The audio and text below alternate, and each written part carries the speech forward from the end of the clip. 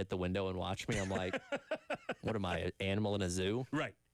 You just want to open the door, like turn off the microphone, open that sliding door, and just say, please don't. You know, please move along. Yeah, don't touch the glass. Right. I might get riled up, please. What do you think of the Tom Thibodeau firing? Surprising. Reading more Nick-centric things, I guess a lot of people saw this coming. And maybe you have to think about basketball in a different sense. Because, again, you had Malone get fired in Denver. The Memphis coach got fired as well. Like, teams that seem to be in good places are kind of on the way up will let go of their coach. And that's something we don't see as much in other sports. It makes me think of when Florida fired Ron Zook. So we're going pretty far back, right? Yeah. Where Ron Zook had lost a game in the middle of the season. And then 2 weeks later, I can't remember who he was coming off of beating, but it was a significant win. Mm-hmm. And he still got fired. And the AD at the time, who I believe was Jeremy White, that sounds right. Had this quote that said that which must be done eventually should be done immediately. Okay. And I think that is a very interesting thing to think about when you consider Tom Thibodeau, because let's take this to the world of college football. I think there are a lot of programs, teams that can look at a coach and recognize we are not going to get to the next level with that guy, whatever that next level is. Right. And the Knicks, like, there is a major difference between college sports of any type and really pro sports of any type. But the NBA does this really weird thing where teams will go out and rejigger their roster and hire a coach to attract someone or to please someone who's not even on their team yet. Sure. And this does sort of reek of if Giannis Antetokounmpo is made available by the Milwaukee Bucks. Yeah, that's this true. Does sort of reek of like creating a scenario where he says he will only go to New York, right? But I think the overall point is the Knicks looked at their roster, looked at the way Tibbs coaches a very defensive-focused style of basketball, and said something's got to change, and it's easier to change one piece than to change, 6, 7, 8 guys out? And his philosophy was very much not diving into the bench. Not that their bench was very deep, which is something else that was people were critical about the team of. But that being said, you still made the Eastern Conference Finals, somewhere you had not been in a very long time. And, a couple miracle things go differently. The Tyrese Halliburton shot that comes in. Who knows how the rest of the series plays out. So, again, they went to the Eastern or the conference semis the past 2 years. So theoretically, they're moving in the right direction. Sure. And that's the thing that I was telling Jalen a little bit earlier. You better make the absolute right hire, because if not, you're going to take a massive step back. You may never get to this point again. And it's interesting, right? Like, we are in a world, or I guess I should say the Knicks are in a business where at the end of the day, the currency or the measure of your value is about what comes next. Yeah. Like, the Knicks are not in rebuild anymore. They just had their best season in 25 years, and maybe they look at Tibbs and go, that's probably the best we can do. Right. And we're not in the business of conference finals. I mean, granted, you have not been in the business of conference finals in a long, long time. Right. But that is certainly not where you want to stop. It's not unlike what happened to Mark Richt, right? That's what I thought of immediately when I heard this yesterday. Is very Richt-esque. Yeah, I mean, Mark Richt was the best coach Georgia had probably since Vince Dooley. Yeah, no doubt. To that point, he had taken that team. I mean, think back to 2012. They are clock mismanagement away from beating Alabama and going to play for a national championship. Only Chris Conley hadn't caught it. I mean, literally, it's clock mismanagement standing between Richt and an appearance in a national championship which they game. Likely would have beaten Notre Dame as well. Absolutely. They were never bad under Richt. No. And part of it is, and maybe this is the part that doesn't exist with the Knicks, part of it is that the right guy was available then and then only. Sure. Right? Like the story that we have heard here in Columbia for years, the story that my fellow Alabama fans and alums have also heard for years, is that the call was basically from Jimmy Sexton to Athens was the only way Kirby is not taking the South Carolina job is if there's an opening at Georgia. Yes. And all of a sudden there was an opening at Georgia. Right. Now that's a little different. Like, do the Knicks like really lean all the way in on wanting Mike Malone? Is that what happened here? I don't know. And by the way, they're still taking a risk. You're hiring a guy that had never been a head coach before, and yes, came from the Saban coaching tree. And contrary to Piper Leaf, not every Saban assistant goes on to have a lot of success. So it was risky. It's obviously worked out for them, but they were going out on a limb, going away from what was safe, a consistent 9 to 10 win coach that was going to get you in a good bowl game and flirt with, the SEC championship game in the playoff, but never quite get there most years, to a guy that was unproven. And again, it worked out, but again, Knicks are kind of in that uncharted water of, okay, you're taking a risk. You better hope you make the right hire and it works out in the long run. Yeah, Dave, I want to play this clip called Knicks here in just a second. This is Stephen A. Smith. He was on with Scott Van Pelt last night on SportsCenter on ESPN. And he ran down a long list of names. Everybody from assistant Knicks coach Rick Brunson, whose son happens to be the star of the team, Jalen Brunson. So, take that with a grain of salt. But also he mentioned guys like Mark Jackson and Jeff Van Gundy that have both been successful coaches but have been out for a little while. Yeah. Mentioned Michael Malone as a possibility. But at the end of it all, Stephen A. Smith said there is a very important thing that he needs to hear from the Knicks. Uh-oh, do we not have it ready?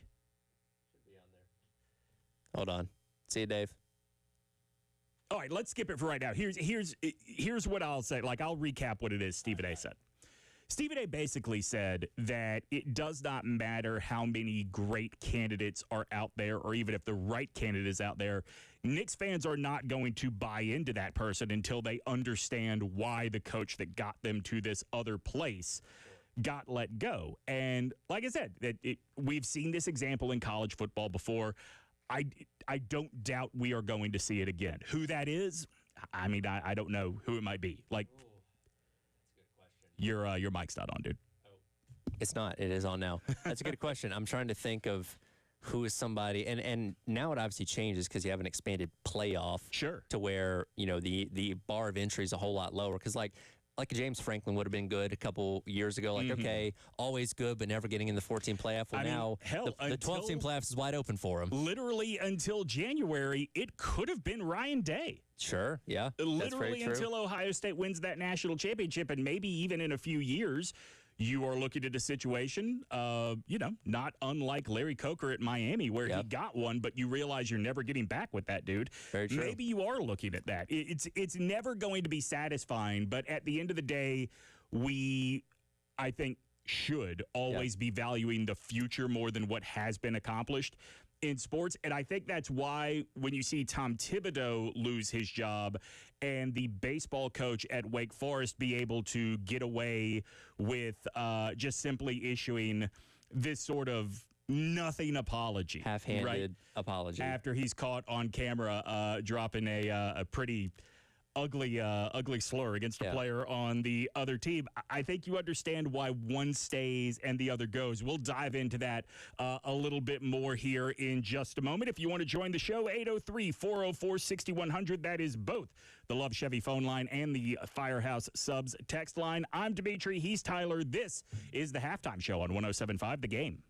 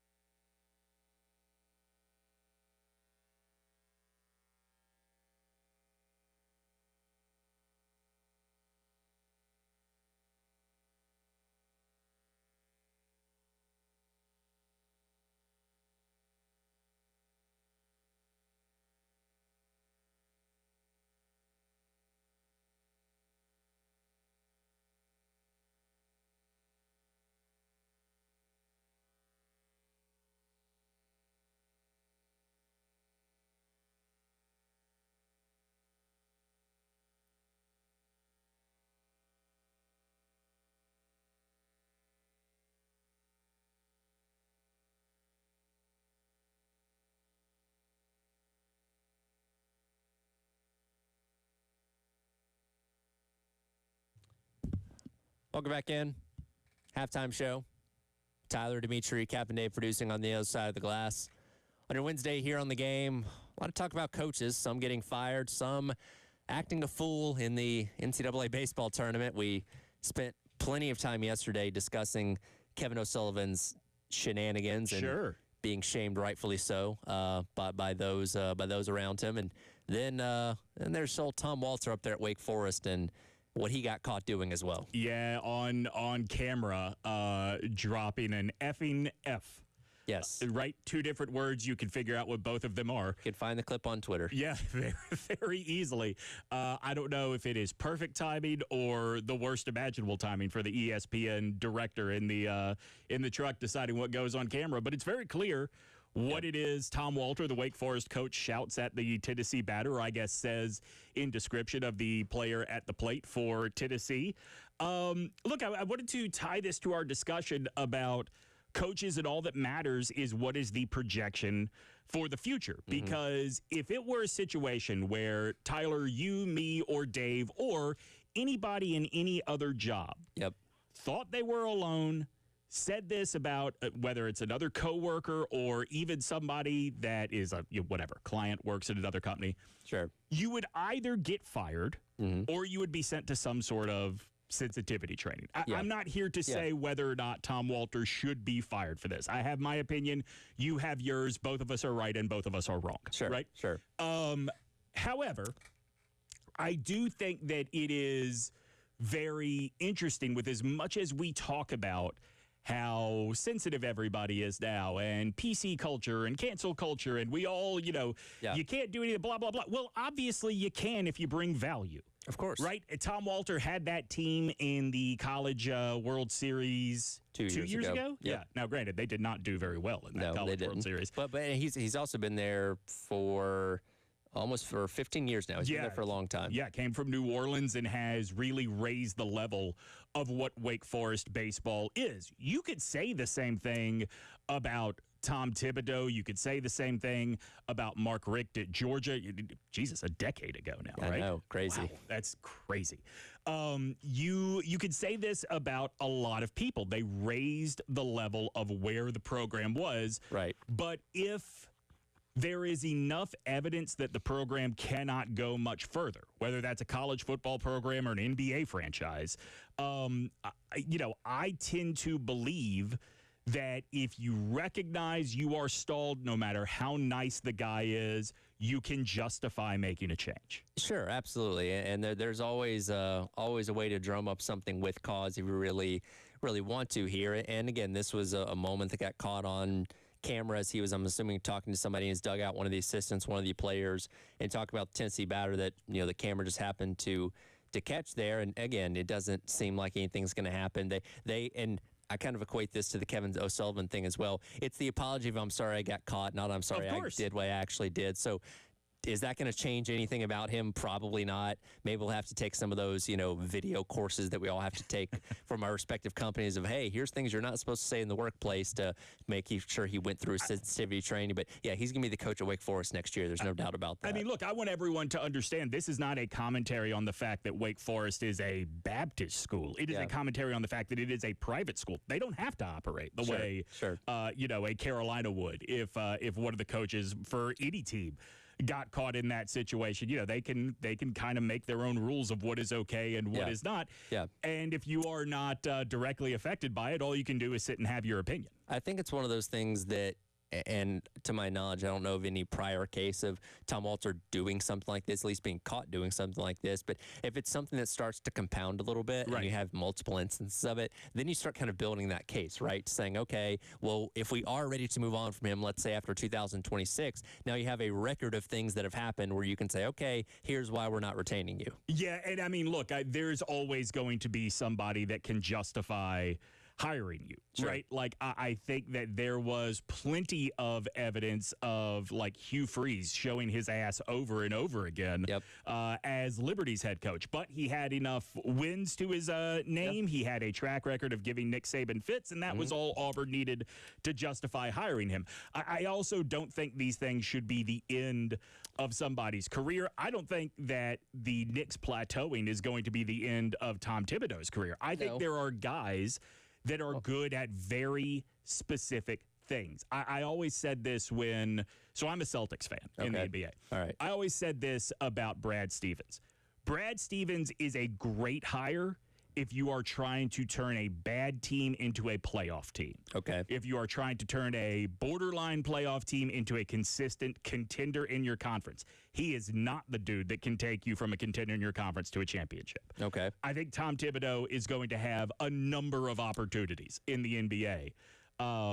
It's just not going to be at a team, or it's not going to make sense for a team that is right on the cusp of hoisting the trophy. And it is kind of funny. The NBA hiring cycle is so interesting because it's the same names just kind of getting passed around to different teams. It really like does feel Doc like Rivers gets hired every single time. He gets fired immediately after that, and he goes on and has okay success before blowing a series or something like that. Because of, I think, the implementation of the Rooney Rule and the effort to hire more first-time minority head coaches in the NFL, people notice when NFL coaches get retread. Sure. It is nothing like the NBA. No, it's not. Like, I would, if you get one NBA job, you're going to have three before you're done. Yeah, that'll stretch you for a while. Like the thing with the NFL is you'll dip back to being a coordinator for a couple years and then you get rehired as head coach, like Dan Quinn going from the Falcons to who's the Falcons? Raheem Morris. Raheem Morris, yeah, who was at one time the interim coach for the Falcons, now back with the Falcons after failing with Tampa Bay Buccaneers, getting fired, becoming a coordinator, and now going back to being a head coach again. I mean, good Lord, being a coordinator after his first head coaching stint for a decade, right? Yeah, was he there that long? Because he became the Buccaneers head coach really young. He did. He would have been there 08 and 09, I think. Was it that far back? Yeah, maybe so. Yeah, and again, not a ton of success to write home about, and found his way back. And again, that's just kind of the way it goes in the NFL. And if you have enough tenure as a coach, you're always going to have some kind of job somewhere, either as a head coach or as a coordinator somewhere. Because again, you're looked at as a great football mind if you've made it that far. The future is all that matters in sports, is what we are getting at. And I hope that if you follow the Carolina Panthers and you also follow the Gamecocks, I hope you recognize that what we saw last year from Xavier Leggett going from college football to the NFL, sure, it could have been better. But that's what you need to remember, is it can be better. We'll jump into that coming up in just a moment. He is Tyler Head. I am Demetri Ravanas. This is the Halftime Show on 107.5 The Game.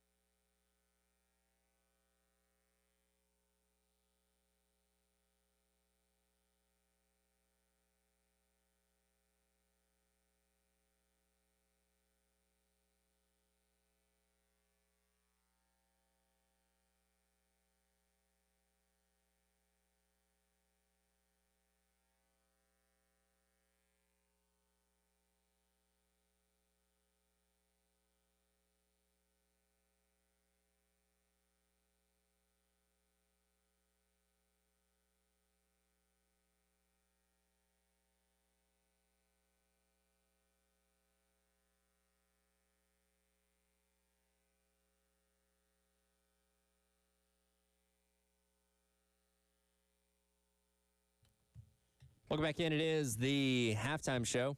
I love the read of the Gutterman. Like that. It's great. Demetri's going to give us his thorough breakdown of all the ins and outs of our show. Yeah. The name, the rejoiners, the reads, everything.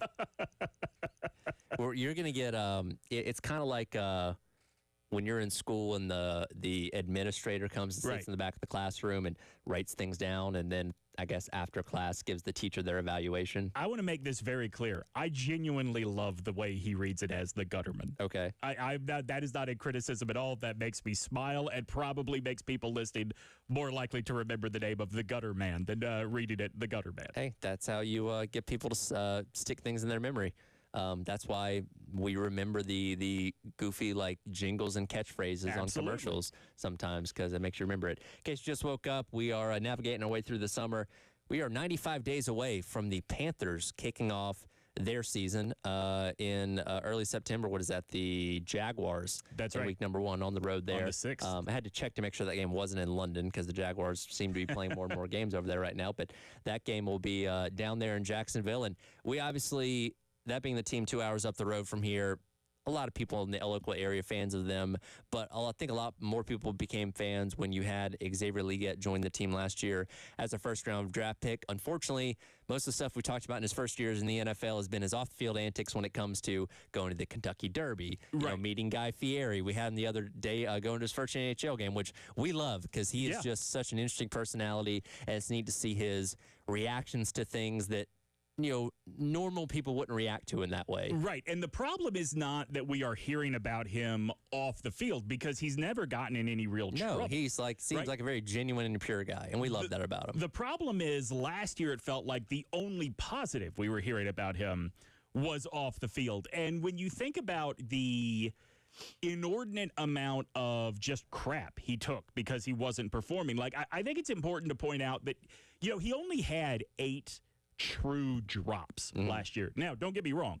A drop every other game is exorbitant in the NFL, but it's not like it is Jonathan Mingo the year before, the guy the Panthers took in the second round in 2023 out of Ole Miss, who literally at one point in his rookie season had more drops than catches. Yep. Right? XL was never in that space. However, you do look at what XL did. And in terms of effectiveness rating in the NFL, Pro Football Focus says 98 wide receivers had enough catches to measure how effective they were as a receiver. XL ranked number 92. That is not good. That is a lot of room for improvement, but here is the good news. Bryce Young's passer rating for all of last season. Now, keep in mind, that includes the 2 first games where he was just and got benched. Awful. Yeah. His passer rating for all of last season was 82.2. When he targeted XL, whether XL caught it or not, Bryce Young's passer rating was 89.4. XL does make Bryce Young better. Yep. And I think it is important when people criticize what XL was not able to do last year, and as Carolina fans, Carolina Gamecock fans, get defensive because we love XL. Sure. I think it's important to think about what he was able to do for Bryce, being the 92nd rated receiver out of 98. Imagine how much better this team is if he just gets to the 82nd wide receiver, if he gets to the 75th wide receiver. It's not a matter of it's so bad that he has to he has to be in the top 20 to save his job.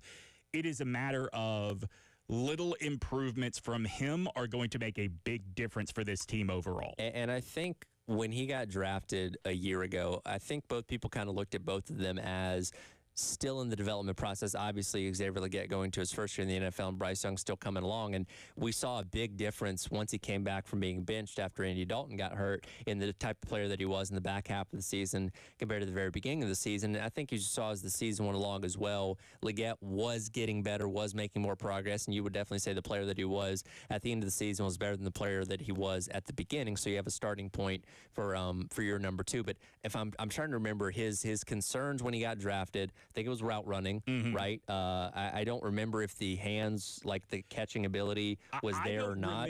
I don't remember him taking criticism for being able to complete a catch. I remember there was a lot of concern. You mentioned route running. There was specifically concern about his tendency at the college level to improvise on his routes. And you can't really do that on deep routes in the NFL. And, I saw a lot of people pointing out when you looked at what his highlights were from his time here in Columbia, most of what you saw from Xavier Leggett was a 12-yard slant followed by him just taking off down the field.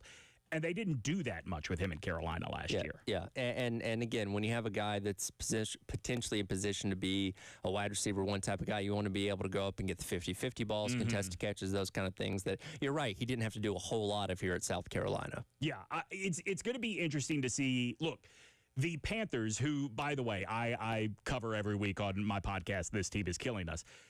The Panthers clearly drafted Tetairoa McMillan with the plan that is our wide receiver one. Yes. He could just do things because of his size that XL cannot. Yeah. And that's okay. And he did have a lot of contested catches when he was at Arizona. And I think one of the things you saw that they were able to take advantage of with XL, that they are really going to be able to take advantage of with Tet McMillan, is Bryce got a lot better last season at putting the ball where only his receiver could catch. There were a couple of times where I thought, oh, man, that looked like a bad throw. That looked like if XL had not made a jump, he was going to overthrow him. And you realize, no, he's trying to take advantage of 6'1" wide receiver versus 5'11" corner. Well, now put a 6'4" wide receiver in the mix, right? Yes.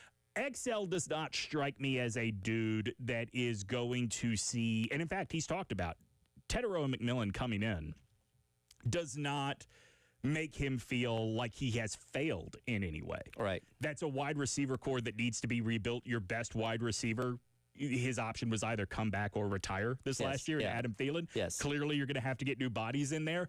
I think that XL has the right attitude of there is room or there is time for me to get the catches I need in camp to improve and for Tetairoa McMillan to come along, for Hunter Renfrow to see if he can still make an NFL roster, for all of these different aspects of what being part of a receiving core is in the NFL. Yeah, and obviously when you're going to a team that was in rough a shape as the Panthers were, you're not going to be able to, I feel like, get up to speed quite as quickly as you would if you go to, obviously, an organization that's in the midst of, playing for Super Bowls and all those kind of things. So it's everybody coming along at the same time. It's not like you said, them pointing the finger at, Xavier and saying, hey, you're the problem why this offense isn't clicking as of right now. It's all of them coming along. And again, there's going to be a acclimation process for McMillan as well. And we'll see what kind of chemistry he and Bryce Young have with each other. Because like you said, the numbers back up the fact that when Bryce Young was thrown to Xavier Leggett, good things were happening when Leggett did, in fact, end up catching the ball. And it sucks that the lasting image of Xavier Leggett that a lot of Panthers fans have last year is the Carolina Panthers would have beaten the Philadelphia Eagles if Xavier Leggett was able to hold on to that ball. Is that an overtime game? That was, yes, I think that was an overtime game. Go back and watch that play. It was such an athletic move to get to that ball. Now, don't get me wrong. It sucks that XL dropped that ball. But he did a lot of right to get to the place where the little bit of wrong really killed them. Yeah, and it's one of those things that, again, 8 drops, not great, but I don't think it's to the point where it's something that you feel like is going to affect his confidence just yet. Now, again, if that's a persistent problem, he's doing that 2 years in the league, and you're saying, okay, now this might just be who this guy is. So you hopefully, whatever they're doing in the offseason to work with him on development, that's something they can quell pretty quickly. What if his ceiling is like, say, a Keyshawn Johnson? Not a Hall of Famer, but a difference maker at wide receiver for every team he played for. As a Keyshawn Johnson was the number 1 pick of the draft the year he came out. As the 32nd pick, that's still success. Sure. And I don't think that's a crazy, not projection. That's because that's not what I'm projecting, but that's not a crazy ceiling to think about for XL. It's not, and maybe again because McMillan was 8th overall in the draft this year. Does a lot of that pressure and expectation now shift to him, and that kind of comes off of X's shoulders a little bit? It's going to have to, right? Because not just Tet the person, but also his body type, his game style is what Bryce did not have last year. I think there's going to be a lot of pressure, not just on Teteroa McMillan, but on Bryce Young to take advantage of Teteroa McMillan.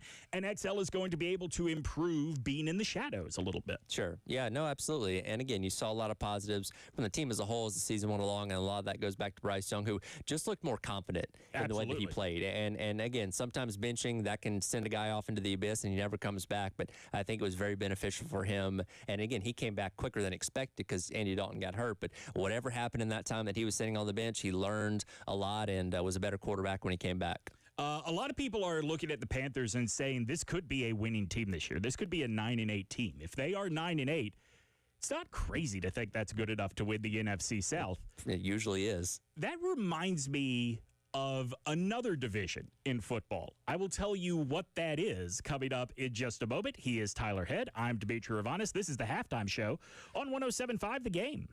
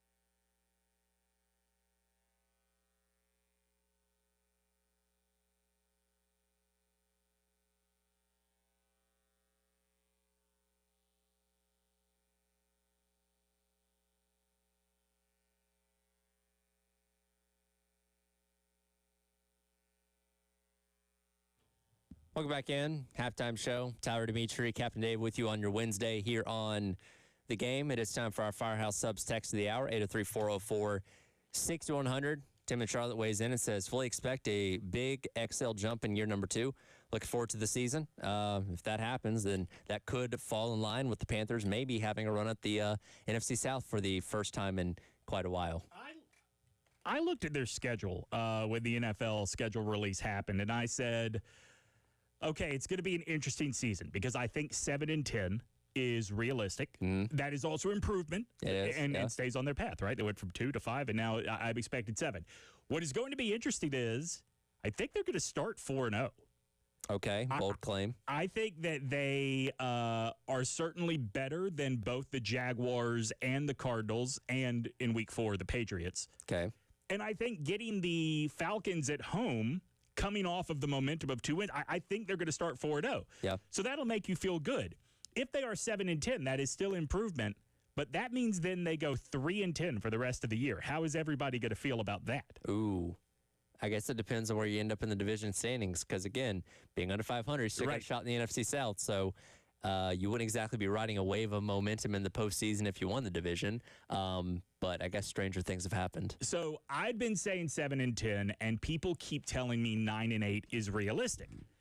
And I always answer back, if you think this team is going to go 9-8, you have to be willing to believe they are going to the playoffs because that is probably going to be good enough to win the division. Sure.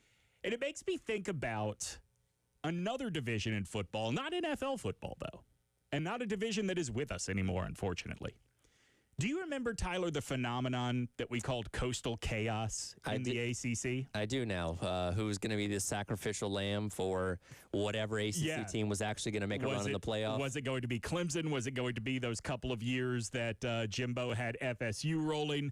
Right, so when the ACC added those 3 teams, Miami, Virginia Tech, and Boston College, and divided into 2 divisions to have a conference championship game, they decided there was not an obvious geographic breakpoint the way there was in the old Big 12 and the SEC. Right. And B, they wanted to figure out how to get Miami and Florida State as their championship game as often as possible. Yes, and that, to my knowledge, it never happened, right? Never happened. Miami has made the conference championship game once. Once. Yes. Have they? I think it's just one time. Yes, they did when Rick was there in 17. So the ACC Coastal was the 2 Virginia schools, UNC and Duke, Georgia Tech, Miami, and then when they added Syracuse and Pittsburgh joined the Coastal. There was a period of time where over the course of 7 years, the Coastal had 7 different champions. That's right, because I'm thinking back, North Carolina was there a couple seasons ago with Mac Brown. Kenny Pickett was there, or Pittsburgh went with Kenny Pickett. Yep. Again, they've been with Paul Johnson a couple times. Said Miami's been there. Yeah, everybody's made it. They took a share. They shared the ACC Coastal title. Yeah, I mean, and we called it Coastal Chaos during that time. And every year, there was never an obvious team at the bottom for a prolonged period of time, right? There were years before David Cutcliffe got Duke rolling, it was Duke. There were years that it was Virginia. There were years recently where it was Georgia Tech. All of those teams would eventually make a championship game. I think this year in the NFC South, you have an obvious team at the bottom. I think the Saints are going to be historically bad. You look at a lot of mock drafts, they have the Saints picking number 1 next year, which means worst team in the NFL. Yeah. Other than that, everybody has the potential and everybody has big questions. Yes. I think the Falcons are one of the more talented teams, one of the more under-the-radar talented teams in the NFC. Mm-hmm. My question is, number 1, have they really solved the pass rush? And number 2, what does a full season of Michael Penix leading this team look like? Yeah, obviously they addressed the pass rush in the draft, but again, just because you get the guys doesn't mean it's going to happen because it's been a decade since they've had a double-digit sacker. And Penix showed a lot of promise in the few starts they made last year. Still some rookie things that obviously you're seeing how they work out. And again, you got to hope as a Falcons fan that the offseason development and getting more experience will propel him into year number 2. But it's a wait and see kind of thing. We'll have to see. The Buccaneers have been the team that ended the season on the top of this division each of the last 2 seasons. Yep. I will never be a believer that Baker Mayfield can carry this thing forward. So that's one of my questions. The other is, this will be the 3rd year in a row they are starting the season with a brand new offensive coordinator. Can they strike gold Very true. 3 consecutive years? And Panthers fans know what a problem the Panthers have had with the secondary. Remember, the Panthers don't even have enough safeties on the active roster at this point. I did not know this. The best player in the Panthers secondary, shout out Gabe Cox, J.C. Horn, has been off the field more often than he has been on the field. Because we are so close to the Panthers, we know that. Do you realize Andrew Winfield Jr., the safety at at Tampa, has had the same problem? No, I did not. So health is going to be an issue there. And then with the Panthers, it's pretty obvious. Is the improvement we saw from Bryce real? Can Teteroa McMillan really make that much of a difference? Did they make enough improvements to make this defense not historically awful in the NFL as it was last year? You could tell me any of them are going to win the division. You could tell me any of them are going to finish with double-digit losses, and I would absolutely believe you, no matter what you say. We'll see what happens. We'll see who has the right to go get eliminated in the first round of the playoffs from the NFC South this year. 1 hour in the books, hour number 2, football, more football. We'll take a look at the FPI and where South Carolina stands ahead of the 2025 season up next here on The Game.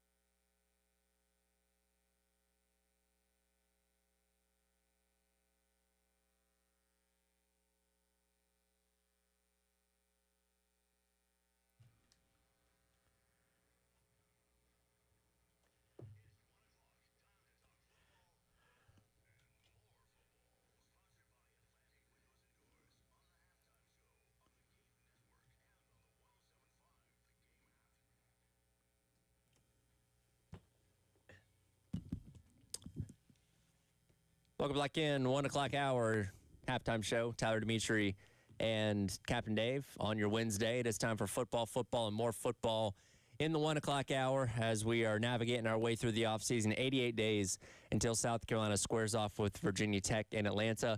We're in the middle of what we like to call season of list. Rankings, Indeed. Thoughts, those kind of things, and also analytics coming out telling us how teams are going to perform this upcoming season, and perhaps no better analytic for that than the FPI that comes out at the beginning of every June. Let me ask you a question. How much value do you put in FPI?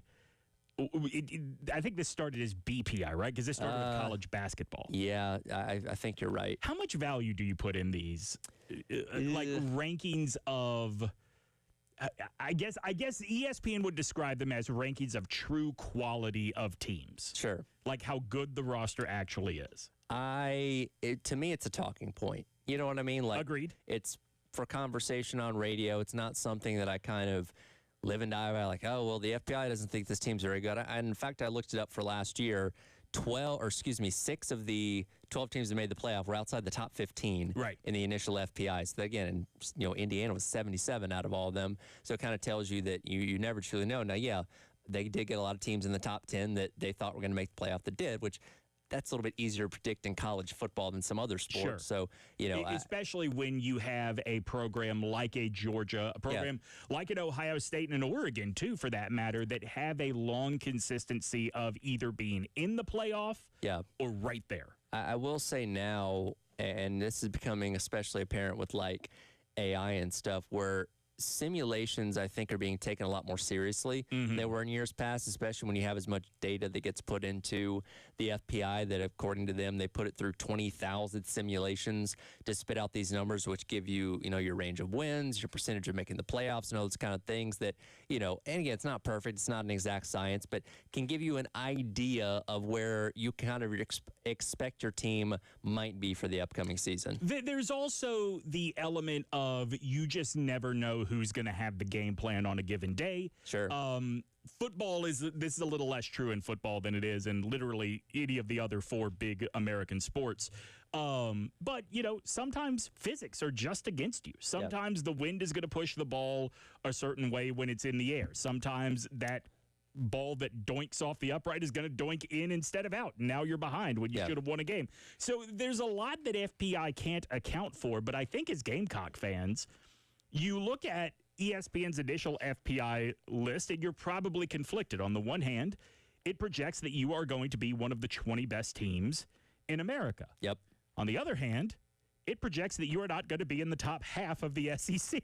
It's just like recruiting, right? Where you can say, hey, man, you're the 12th best class in the country. Right. Okay, well, you're 10th in the SEC. Right. So, well, where's the value of that line necessarily? It's hard telling. By the way, you're not going to get 9 SEC teams in the college football playoff, so you're going to have to jump some of these teams, if you want to make that happen. And it's always, with these kind of things, I think it's interesting to look at who you're around as well. Like, what's the company around you when you talk about where you sit in the FPI? And I think there are a couple things that stick out to people immediately by saying, okay, well, why the heck is Auburn ahead of South Carolina? Carolina's been much better the past couple of years. That's kind of where what's the expected outcome of transfers they brought in, the development process with players that, again, Hugh Freeze has been a coach for longer than Shane Beamer has. Hugh Freeze has had more success than Shane Beamer has had, just relatively speaking, go back to his days at Ole Miss. How much does that bake into this? We don't really know, but that could be a factor as to why a team like Auburn, who had a worse season last year, is ahead of South Carolina in the FPI. I would guess it is because just based on what expectations are, you would say Auburn has a more talented roster than South Carolina. Now, here's what's important. Sure. That hasn't borne itself out. No. So how talented you are does not matter if you have not produced, right? Yeah. Like if you just look at what they were coming out of high school, what it is that people thought about them heading into last season, you would say, or you would come to the conclusion Jackson Arnold is more talented than Lenore Sellers. That has proven not to be true. I don't know how you communicate that through numbers. Yeah, and that's the thing is when we're talking about putting data into a computer running simulations, there is not the eye test element of it. There's not the human element of it that, you have in the playoff committee to say, okay, well, I can look at two teams that play a game differently and decide that this team's better than that one based on how they controlled their opponent. So, again, these numbers aren't the end-all be-all, but it is kind of an interesting baseline to set of, okay, based on, again, purely analytics, where does the computer think these teams are going to be? And again, 15th isn't bad. Now, yeah, you still got some work to do as far as the SEC goes, but from a national standpoint, you're in pretty good standing. As much as I like numbers that tell you about true quality, I do think SP Plus is a little bit better. That's another ESPN metric. I do think that's a little bit more accurate than FPI is based on what to expect. I will say, at the end of the day, no matter what these numbers say, I think one thing it communicates inadvertently is how much more important the path is than the talent on your roster. Yes. Because you're right. Like, Indiana was 77th to start last year. Indiana had a very advantageous draw in the first year of the super expanded Big Ten. They had a manageable non-conference slate, and they walk into the playoff with only one loss. SMU came into the ACC probably better prepared to make the leap up from G5 to the P4 level than anybody in history, just because of how much money is available to that program. Right. But at the end of the day, it really did come down to the path was just more favorable for them. Yeah, absolutely. And again, you can also look on the on this power index as strength of schedules as well, and South Carolina's got 13th ranked strength of schedule because, again, you're playing Alabama, you're playing Oklahoma, you're playing LSU, you're playing Ole Miss, and that's the case, every single year, but not every schedule in the SEC is created equally either. I look at a team like Missouri that, once again, has, technically speaking, the easiest schedule in the SEC, which is 20th, nationally, according to the, FPI here, and, they were a team that was, what they had, I think they were 9-3 in the regular season as well, but they weren't anywhere near the discussion of the playoff that Alabama, Ole Miss, and South Carolina were, because the quality of what they'd done in the season based on their schedule and their resume didn't stack up to those other schools. Yeah, and, in some cases, they got embarrassed by those other schools. I mean, whether you want to say it was getting shut out at Alabama or letting Carolina come all the way back and beat them. And then A&M bludgeoned them. Yeah, absolutely. Right? Yeah. So, there is a lot to be made of the fact that whether it's path, whether it is diving into the record at the end of the year, these numbers don't tend to mean very much. Right now, it is about talking, but I do wonder how much those of you that are Carolina fans, college football fans in general, put into this. How much value do you put into this? Is the value purely that it is fun to talk about right now? 803-404-6100, text or call that number. I think there's a value in wanting to prove it wrong, whatever it is. Now, again, you're a lot more favorable this year than last year when you were 33rd going into the season. But that sense of, and again, looking at teams ahead of you saying, well, Auburn shouldn't be ahead of South Carolina, Miami shouldn't be ahead of South Carolina, and saying, we want to go out there and again, saying we're not the ones on the field, obviously, but you want to see your team go out there and prove that they are better than some of these teams that, again, a computer is telling you it right now would be better than them going into the season. It's really interesting. I look at what the FPI is, and this is true of both human and computer preseason polls. A lot is made of what you did last year. Sure. And that's why the FPI has Ohio State ranked at number 3. Yeah.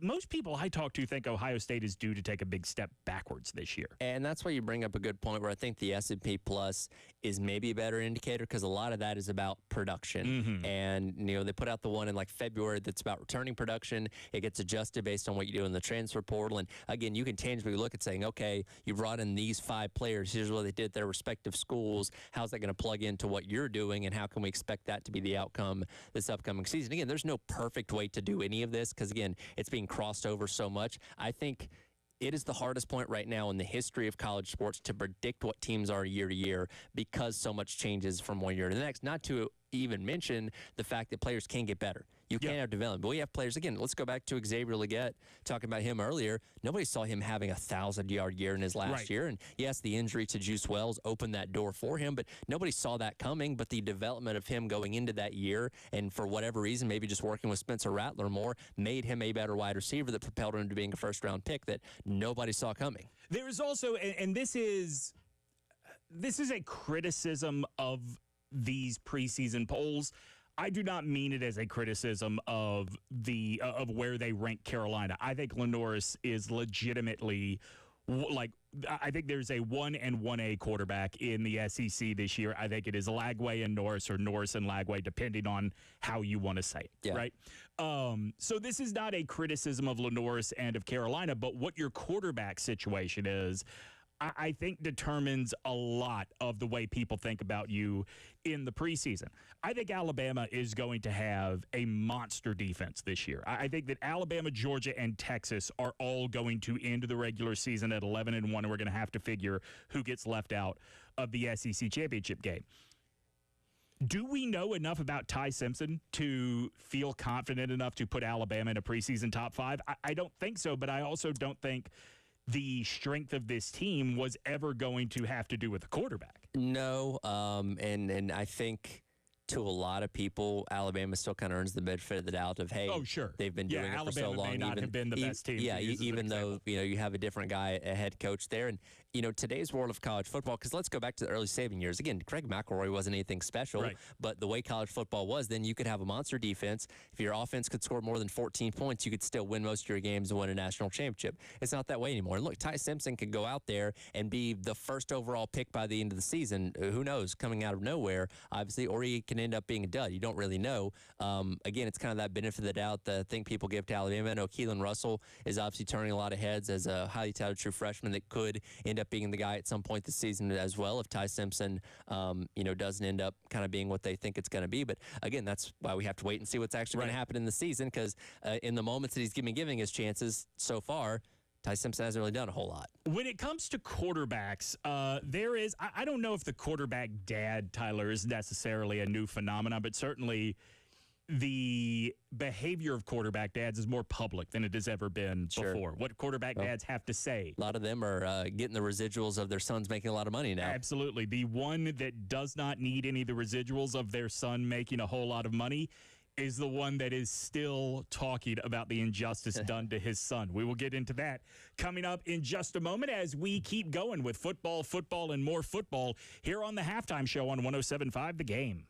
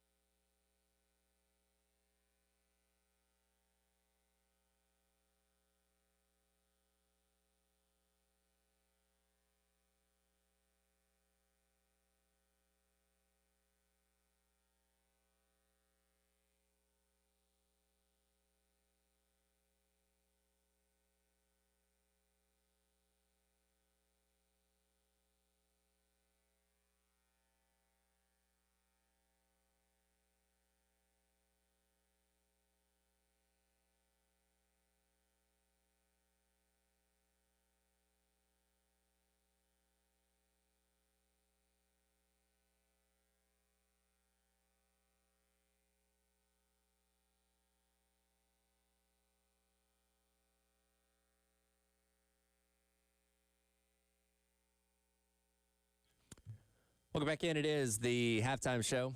Tyler, Demetri, and Captain Dave along with you here on your Wednesday on the game, talking football, more football in the 1 o'clock hour. Somebody that is never afraid to talk is our guy, Deion Sanders. Of course, for the past couple years, all the talk's been about the Colorado Buffaloes, but really for the past couple months, it's been all about his son, Shador.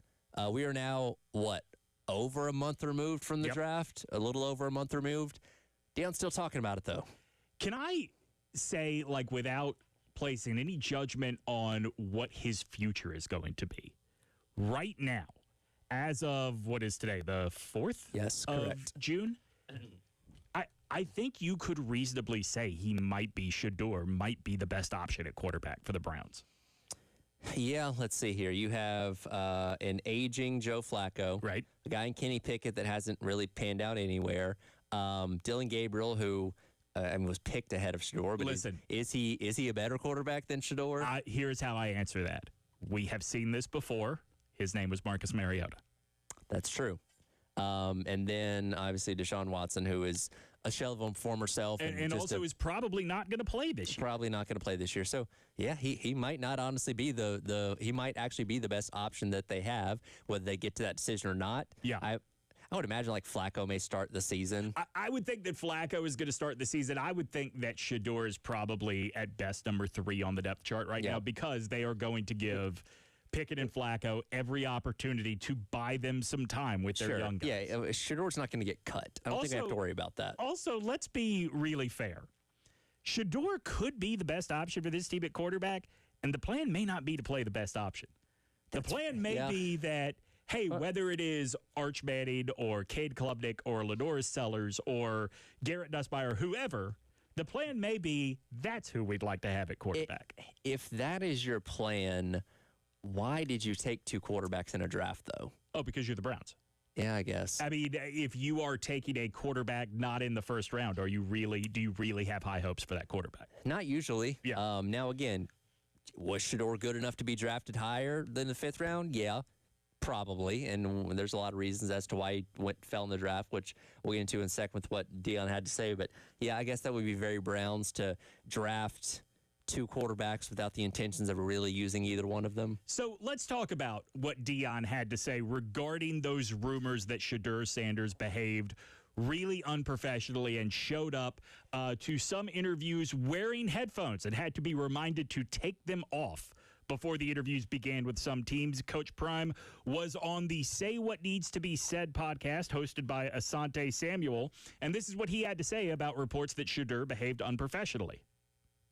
They've always been in front of the camera, so they know how to navigate. They know how to handle themselves. Yeah. And you're not going to catch them in no foolery and no mess. You're not. When you sit up there and say something like, he went in a meeting unprepared, dude, Shador Sanders, who's had 6 different coordinators, who has still functioned and leveled up every time we brought somebody new in, and you're going to tell me you're going to tell me he had on headphones? Yeah, so here's what I said about Shador coming out of the draft, and I believe this to be the case. This is why I believed all along he was the second best quarterback in this class. I don't think he has superstar potential. I don't think he is going to get much better than he is right now.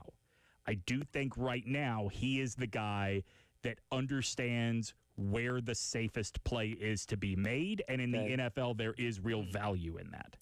Yeah, and again, I don't know how much help he's going to have around him should he make his way on the field this year with the Browns, and we'll see what that does, obviously for the rest of his career. I feel like, though, what Deion says, I get what he's trying to say, but he still could have very well gone to these meetings with headphones on. What he did in terms of having to deal with different offensive coordinators does not really have a bearing on that, right? Yeah, and I think this is where we get into the quarterback dad of it all.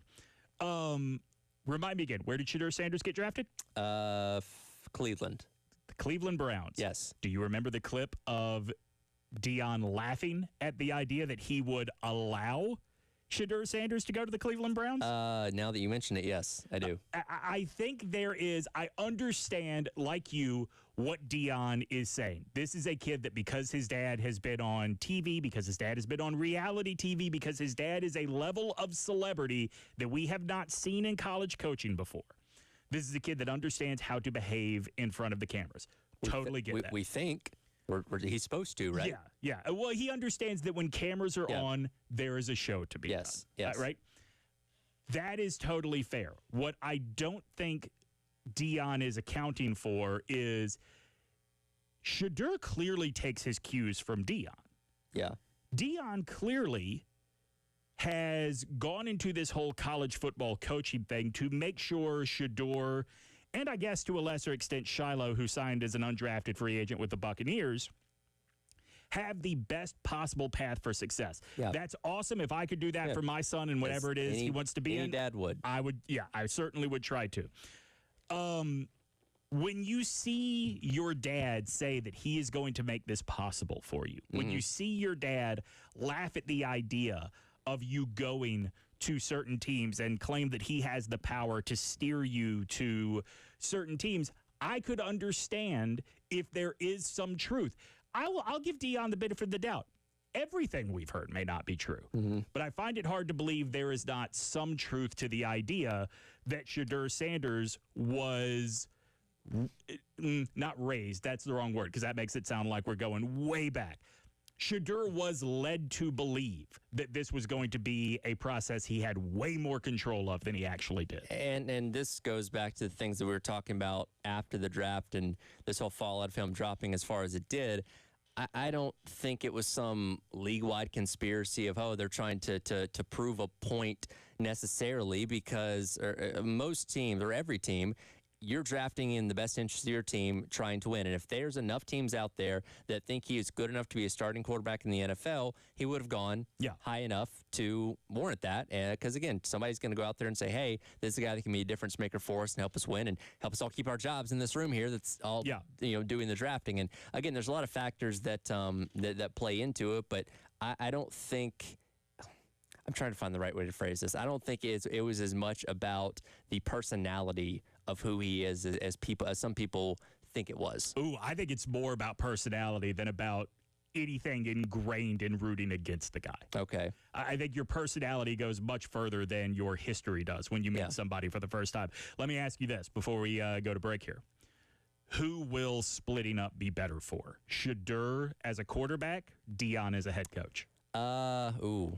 I would probably go with Shedeur. Now, that also brings up the question of how's he going to handle it, right? Because, again, high school, his dad coached him. College, both stops, his dad coached him. This is his first time breaking away. So how does he handle not having, his protector be there to deflect things that are coming his way and those kind of things? Whether good or bad, it is going to have a more obvious effect. Like, we're going to know what the effect is on Shedeur much easier because at the end of the day, Dion still gets to be Dion. He does. And again, I got to remind you, that is a level of celebrity we have not seen in coaching before. Yes, and obviously Dion has his own deal going on with Colorado. They'll occupy most of his time. He's still going to have some kind of presence in whatever Shedeur Sanders is doing. It won't be the same as when he was obviously coaching over him, obviously, but I do think if he handles it well, I think it can be more beneficial for Shedeur breaking away from his father as opposed to Dion, moving away from his son. Dion is not the only quarterback dad making headlines for all the wrong reasons. He is just the most famous. Joe Rexrode is a columnist for The Athletic and dove last week into the phenomena of the quarterback dad and how it became such a touchstone for football in 2025. We will talk to Joe next. That is Tyler. I am Demetri. You are listening to 107.5 The Game.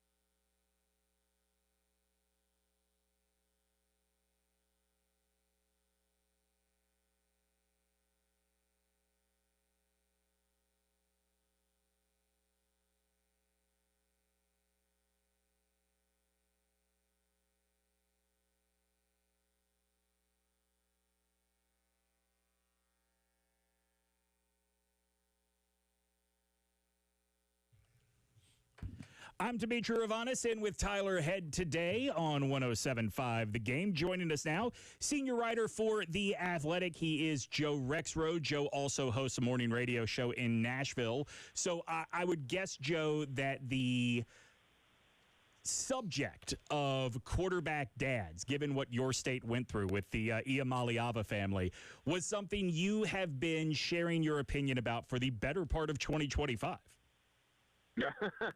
Yeah, there's definitely been some recent juicy examples of quarterback dads gone wild. That's for sure. And obviously, the Iamaleavas,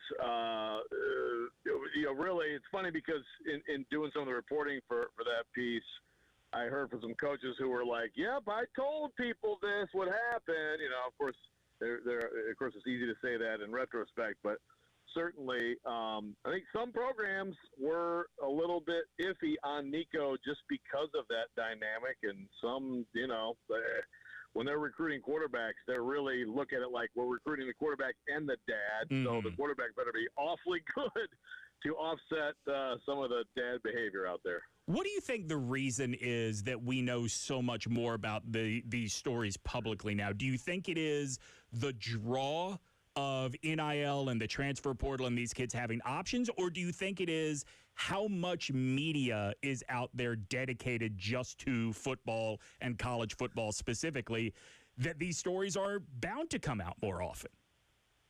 That's a good question. I definitely think everything you said there is a factor to some extent. I think, look, the bottom line is now you have kind of like ongoing negotiations now, right, with all these players in their program. So, even different than the NFL, the NFL, okay, you got a 3-year deal. So once we get on that last year of the deal, now we start talking about pay and market and all that stuff. But in college football, it's like, well, I just had a great month. How about look at like UNLV, right? It's like, the Sluka kid has a big game, and it's like, boom, immediately it kind of blows up, and, apparently there were promises made or whatever exactly happened there. But it's like there's no end to the quote-unquote free agency period, right? But I also think that, media coverage and I think social media and just the different ways that people can get things out is a factor too. Well, and media goes both ways. It highlights the good and the bad. And I think a lot of people look at the Nico situation as a negative because of the way that his representation, which was essentially primarily his dad and one other person, cost him the money that he could have potentially made at Tennessee, and now he's at UCLA. Do you think with those kind of things getting as much attention as they do, does it have an effect on the next crop of quarterback dads coming along as, hey, maybe I should be a little bit more careful, or do you think they just all kind of have blinders on saying, well, that's not going to happen to my son? I've got to think that this serves as a cautionary tale and helps somebody, right? I hope so. And I think one of the big lessons is, look, guys, like these are really like professional sports negotiations. Get a good, certified, reliable, respected agent. It's just, and you're going to pay. And granted, that's another interesting thing about, of course, college football compared to the NFL. You might be paying 15% as opposed to 3%. Which I still can't totally figure out. But I've had agents college football agents, explain to me why. I still don't totally get it. But, that is a big chunk, but I still think it's worthwhile, and it just like that situation in particular, it just seemed to me like it was just botched, on the side of Nico in terms of the timing and just the way they went about it. And, I understand you look around, and this is what happens. You look around, and what you were getting paid, which initially, was earth-shaking. Now you're looking around, and there's like, I'm better than that guy. He's making more. I'm better than that guy. He's making more. But, I also would say in that situation, it's probably worth keeping in mind that you started getting paid when you were still in high school, right? Yeah. There was an investment in the player and also for the redshirt year. So really for 2 years of not doing anything on the field for Tennessee, you got paid that money. And then it wasn't like it was a Heisman contention kind of season last year. They got to the playoff, and I think he's a promising player. But so now you've negotiated yourself into a much tougher situation on the field. Maybe UCLA will surprise us this year, but I don't think Nico has nearly the same support around him and ability to excel with the Bruins, and the different reports about what he got paid. But it's really too bad because I think he would have been best served just staying at Tennessee. And I think he might have had a great year this season. We are talking to Joe Rexrode, senior writer for The Athletic, wrote a great piece about quarterback dads. Joe, I always kind of go overboard in terms of being pro player as opposed to pro school and pro coach in these situations, but I can certainly recognize the absurdity of the Nico situation, right? I wonder if that is enabled more by the system we have in place or by the fact that every time the NCAA had an opportunity to prepare for this, they refused to. Yeah, well, no question. Obviously, if they could go back, it's funny because I asked, it was actually this week a college basketball coach, but I asked the question like, okay, so if we go back in time and, back to, I remember sitting in like Big Ten, like spring things when Jim Delaney, we're talking maybe like 12 years ago, was like almost laughing at the idea of, compensation or like that, like anyone would not be happy with, the scholarship room board. You got a little cost of attendance. Remember that? Cost of attendance. People got excited about that.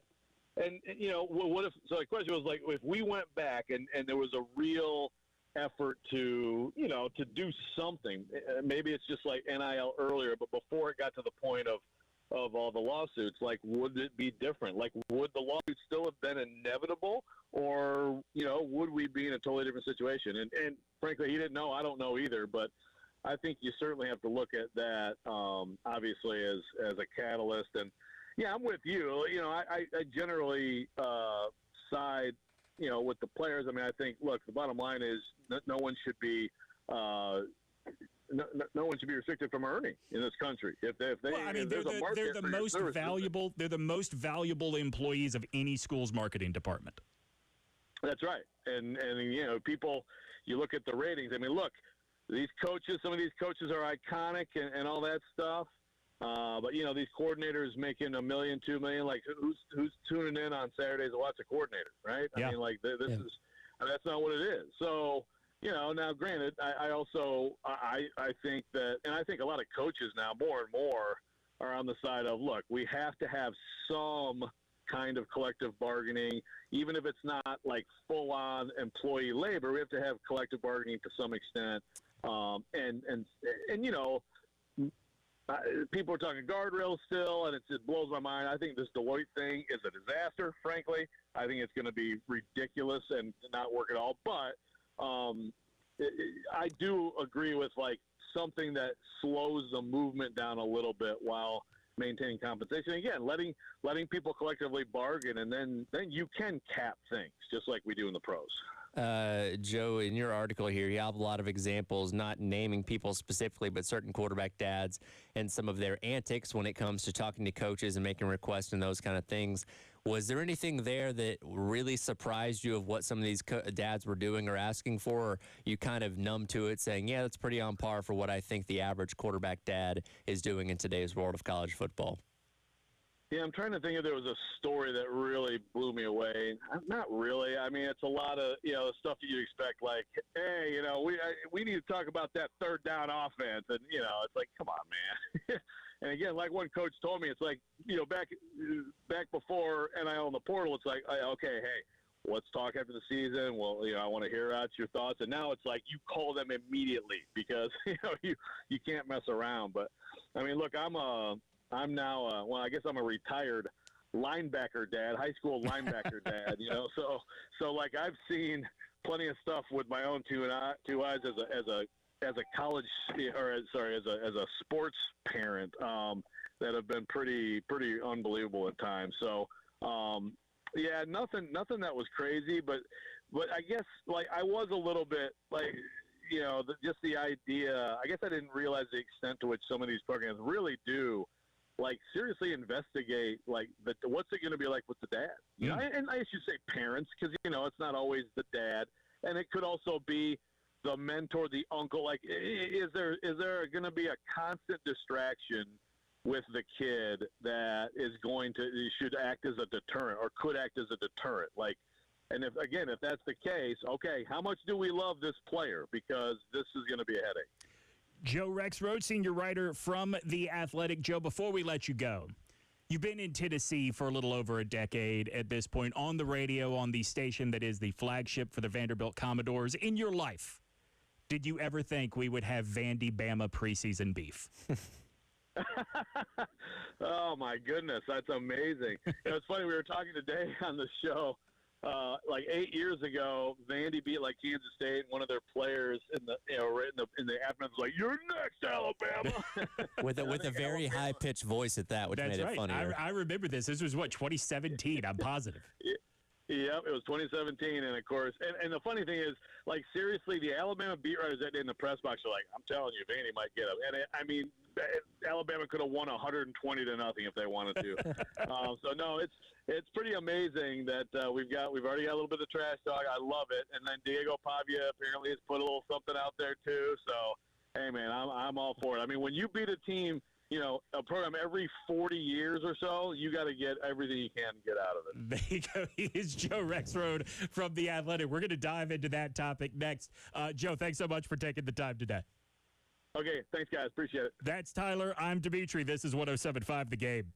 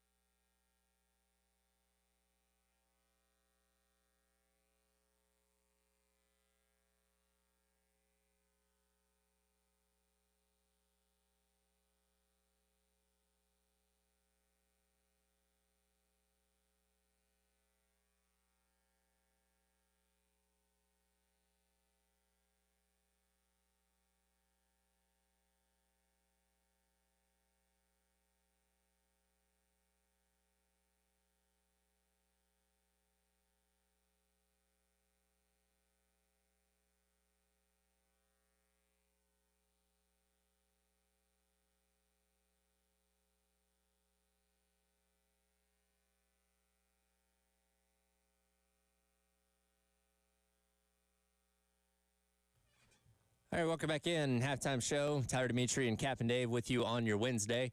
Wrapping up hour number 2. It is time for the Firehouse Subs text of the hour, 803-404-6100. Nameless texter says, Vandy has won 6-6 season, and now they're expected to be competitive. Well, the history of Vandy football, these don't happen very often, so they're feeling pretty good up there in Nashville right now. I mean, I guess outside of the James Franklin era, this might be the best they've ever done. Honestly, actually, it might be. I mean, Derek Mason, I think, took them to 3 bowls during his time there, so it's not like they've been in the wilderness. But the sentiment around the program was never like this. Yeah. Ryan Williams and Diego Pavia, the Alabama wide receiver and the Vanderbilt quarterback, have, I guess you would say, traded barbs. Ryan Williams was on whatever Barstool Sports podcast it is that John Gruden is doing now. And Gruden, who, of course, won a Super Bowl with the Tampa Bay Buccaneers, asked Ryan Williams point blank, what happened last year that allowed Vanderbilt to beat Alabama? Here's what Williams had to say. They played a better football game than us this game. We came out slow, and they capitalized. They held the ball. They had their game plan, and they executed. What do you say to your team when you got Vanderbilt this year coming into Tuscaloosa? Man, going into this game, it's we don't call them revenge games. So we gonna kill an ant with a sledgehammer this year. So I mean, just every game that we fell short last year, we definitely got red eyes going into them. Oh, the way the new SEC schedule works, Alabama will see all 3 teams that beat them in the regular season last year. Yep. Again, this year, kill an ant with a sledgehammer is such a great. It's such a great term, but Diego Pavia, the quarterback at Vanderbilt, responded by posting what do you call it? Like a song graphic. I don't know what you call it on Instagram when it's just a picture of you with lyrics laid over it. I'm sure there's a term for it. I'm not an Instagram type of person. Yeah. I have one. I don't use it very much. I'm sure there's a way to describe it, but yeah, it's basically like the text of the song. Right. Was it a story or was it an actual post? No, I think it was an actual. No, you're right. It probably was a story because of the way the words were moving. But it's just it's a picture of Diego Pavia with his helmet off, celebrating the victory. And the words to the song I cannot repeat, but they essentially are, people step to me and they have no idea what it is they are getting themselves into. I understand he did not mean anything by it. Not a great look by they substitute the word people with the N-word in there. Not a great look from Pavia. I don't think he meant anything by it. I think the bigger question I would have about Diego Pavia or to Diego Pavia is, brother, are you confident you weren't a one-hit wonder last year? Because now everybody sees you coming. Sure. Hugh Freeze seems to be the only person that has not been able to figure Diego Pavia out when they see him a second time. Right. Yeah. And he's beaten like 3 times now at this point, I think, right? Twice. Twice with New Mexico State, and once with Vanderbilt. You're right. Did he beat him at Liberty as well? He beat him with New Mexico State at Liberty, with New Mexico State at Auburn, and then with Vandy at Auburn. Yeah, gotcha. So yeah, definitely has his number there. But yeah, and look, Diego Pavia is a phenomenon like we've never seen for a Vanderbilt quarterback. And it was very fun to watch. I enjoyed watching him play last year. I loved watching him play at New Mexico State. He was worth staying up late for. He is Manziel's hero, a Manziel-esque type of quarterback that is very fun to watch. And, he got his lawsuit with the NCAA to get him an extra year. What happens that extra year? We don't know. Now, could it be a flash in the pan, 1-year wonder, and we say, hey, that was cool, but ends up, coming back down to being a 3-9 team this upcoming season, or maybe they build off that. We don't really know. But this is definitely the most intrigued anybody's been in a Vanderbilt-Alabama game, maybe in forever. You can understand why Alabama and Ryan Williams looks at Vanderbilt and says, of those 3 regular season losses, that's the one that should not have happened. Yes. It's embarrassing. It is what kept us out of the playoffs. More than losing to Oklahoma, Vanderbilt is such a mark against you. Let me ask you this. Okay, all right. Is it possible, since, again, everybody's playing the exact same SEC schedule as they did last year, just in different places. Sure. Is it possible Carolina looks at Alabama that way? Had that game gone on one more minute, Carolina probably wins that game. And goes to the playoffs. Maybe not to the same degree, because there's definitely there's never any instance where Alabama should lose to Vanderbilt. Sure. As opposed to, hey, South Carolina almost upset Alabama in this situation. So I think you could look at it similarly, but not quite on the same scope. And, Was Alabama just still riding the high of beating Georgia the week before and overlooking at Vanderbilt? Very possible. Again, we'll find out what happens in Bryant-Denny this year. Yeah. It is going to be, I think, a year of, I don't know if revenge is the right word for it because we don't know what the outcomes are going to be of any of these games. But when you look at teams, that group of teams, Alabama, Carolina, Ole Miss, that were right on the cusp of the playoff, and they just couldn't justify with 3 losses, rightfully, by the way, rightfully. Sure. I do think it is going to be a year of being motivated by the knowledge of had one thing gone differently. Each of those 3 teams has a way into the playoffs. Yeah, absolutely. 2 hours down, 1 more hour to go. We'll get into what's trending at 2. Also talk a little bit of Dawn Staley as well in the 2 o'clock hour, as well as Tim Brando coming up at 2:30. It is the halftime show. Tyler Demetri and Captain Dave along with you on your Wednesday here on The Game.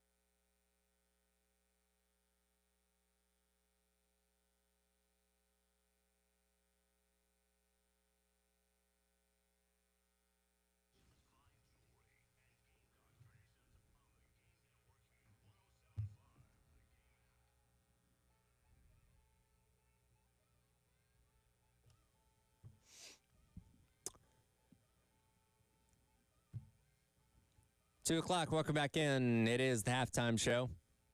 Tyler, Demetri, Captain Dave along with you on your Wednesday here on The Game. Talking really kind of all different sports. We've bounced around from baseball to football, and now talk a little bit of basketball as well. You told me at the beginning of the show when you came in, you were admiring the statues when you got into town. The newest one, obviously, being Dawn Staley's that went up two-ish months ago now. Something like that. By the way, to the fine people that do the urban planning for the city of Columbia, if you could just create a pull-off right in front of Williams-Brice, it would be wonderful to be able to hop out of the car to go check out the George Rogers statue. Sure.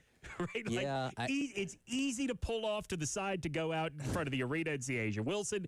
Very easy to get up to the Dawn Staley statue. I guess if I want a picture of the George Rogers statue, I just have to hang my head out the window while I'm driving past it. You can park in one of the nearby lots. You just got to be quick so nobody tows you, I guess. Well, not only that, you also have to be ready for at least like a 3-block walk to get up to. That is also very true. And, yeah, depending on what time of day you're going out there, you could be covered in sweat by the time you get back to your car. So, yeah, the Rogers statue, not as easy to take a quick picture of, right, I guess, if you're visiting. Have you read Dawn's new book? I have not. I know it, a week or two ago is when it came out. She was doing her book tour. I've not gotten around to it. It came out the same week as that Jake Tapper book about Joe Biden. Yeah. And if not for that, this is clearly the best-selling book in the country. Sure. Right? I'm reading it right now. I'm about 7 chapters in. You get a lot of great insight on Dawn, the way she grew up, the way she views herself, all kinds of stuff. And it's not put together linear, right? Yeah. It's not like you start at the beginning of her life and you work up to the 2024 national championship. Each chapter is a different lesson that her mother gave her, and how she has applied it to her life. So you get to see her in different stages of her life throughout the book, and I have never been more convinced that if the WNBA puts a team in Philadelphia, Dawn is going to coach that team. Okay, and why do you say that? Let me start with the dedication to the book. I've been reading it.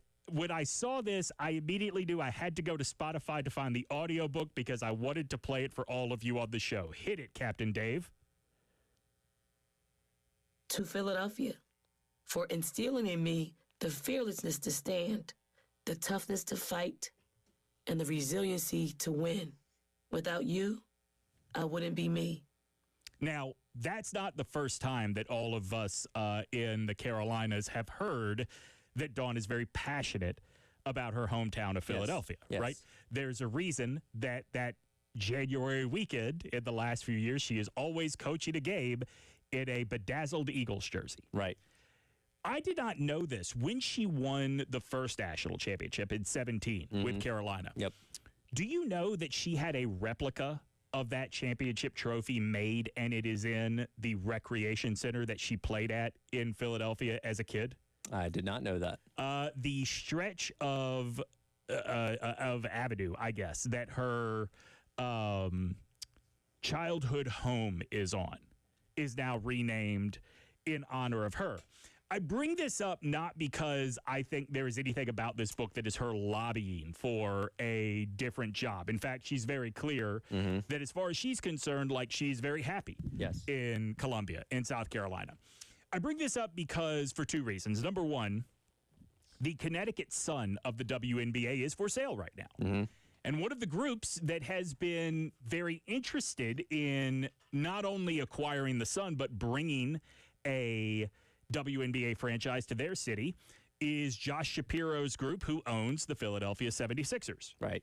Right? So I've been thinking about this a lot, and the book really crystallizes something that we went through here 3 years ago, when the UVA job came open. Okay. And there were questions about Dawn having played, having gone to college there. Is that something that interested her? And at the time, Dawn was very, I think, candid about the idea that her connection to UVA was her old coach, Debbie Ryan. And Debbie Ryan has not been at UVA for quite some time. She does not feel the pull to go back to UVA. And reading this book, you realize Dawn probably, or at least seems like, was not very happy at UVA. Sure. And does not have the pull to Charlottesville that she does to Philadelphia. I think a WNBA franchise going into her hometown would completely change the calculus of does she want to be in Columbia forever. If she feels like she has accomplished everything she can accomplish in the college game, and again, she's won multiple national championships,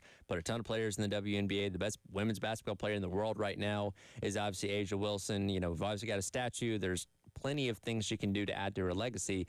If she ever gets to the point where she says, okay, and look, we have to think about it. Being a college coach is a huge undertaking. Yeah. Because you got to recruit. And obviously, you know, it's a year-round thing. And not to say that, you know, coaching the WNBA is not something you're doing year-round, but it's different, right? So I feel like... I think you can say that because think about how Dawn got started as a coach. And I'm talking about going back to Temple. That's right. She was still playing in the WNBA and also coaching there as well. So yeah, there was more free time, if you want to call it that, when you are coaching at that level, and the way their calendar is set up is obviously a lot different. I feel like if she feels like it is a challenge that she wants to take on, because again, she could be here for the next 10 to 15 years for all we know, and nobody would be surprised by that. Or, you know, she could say, hey, and again, today's world of college, it's obviously changing, where you see a lot of coaches that have been at it for a while getting out because they don't like the way the game is going or the way the athletes are being handled with NIL and all that kind of stuff. Not saying that Dawn's in that camp, but, you know, if she did say, you know what, I don't like where college sports is right now. If I'm ever going to go to the WNBA, here's my chance, perfect opportunity to go and be a part of my hometown team. Here I go. Again, I'm going to put that on the very unlikely type of thing, but not impossible, I guess. I think it would have to be so specifically there is a team in Philadelphia. Yes. She writes... They would also have to make it worth her while because WNBA coaches make pennies compared to what she's making here. Yes. All right. I'm glad you brought that up because this was something I was going to say. I don't think that is as important to her as it would be if it were anything else, right? If UVA had come to her and said, Dawn, we understand you don't feel the huge draw, but we're going to make it worth your while to come to UVA or to at least consider UVA. Yeah. They would have had to break off so much money. Right. I don't know that necessarily a WNBA team in Philadelphia would, because I think, and Dawn writes about this in the book, and I believe her in reading this just based on some other things I've heard her say in the past, that to her, the accomplishment is not the paycheck. The accomplishment was getting her team's success recognized in a way that the University of South Carolina saw that it made sense to pay her in line with what Frank Martin was making when he was the men's basketball coach here. Right. And the levels of success were wildly different between the two, year in and year out. Obviously, Frank had that run to the Final Four. Yeah. I think there is a way Dawn could move on from USC, taking less money, feeling the satisfaction of doing it for Philadelphia, and still feeling like she has accomplished everything she possibly could. It's going to be really interesting. I don't know if you saw this earlier today. CBS announced they're going to carry a package of 4 WNBA games this year. Yep. And did you see who's going to be part of that broadcast? Is it Dawn? It is Dawn. Okay. Dawn is going to be the analyst on that broadcast. And I was sitting here thinking about, you know, not only are they going to talk about here's a 3-time national champion head coach with the South Carolina women, but they are also going to be reminding every young girl playing high school basketball that tunes in that this woman was a 6-time WNBA All-Star, a 2-time National Player of the Year in college, a 3-time Olympic gold medalist. Like, you are going to be reminded of her bona fides over and over and over again. Nobody can convince you that there is something that Dawn hasn't accomplished that she has to, right? Yeah.